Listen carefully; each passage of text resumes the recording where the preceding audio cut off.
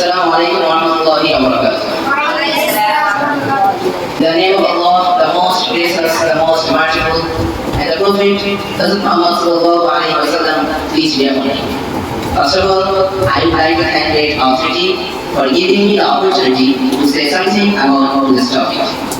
Dear audience, hope you are all good. I am finishing as well by the grace of Almighty Allah. Myself, Muhammad Mahbub Hussain, before you, I am a student of Maulud Sulaiman Dawud and Salafi Madrasa. I will explain the importance of prayer. So, let's begin. Prayer is one of the most important acts in Islam. It is not just a ritual, but it is a direct communication between a person and Allah subhanahu wa ta'ala. Its importance is emphasized as found in the Quran and Hadith. Why? Prayer is most important. Prayer is most important because reason one is the pillar of Islam. Prayer is second pillar of Islam after the definition of faith. Without it, a Muslim faith is incomplete.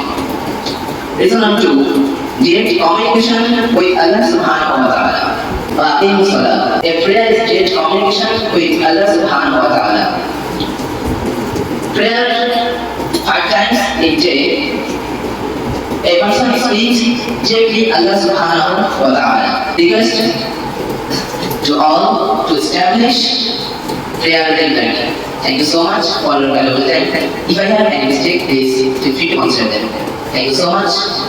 That's all for today. Assalamu alaikum wa rahmatullahi wa barakatuh.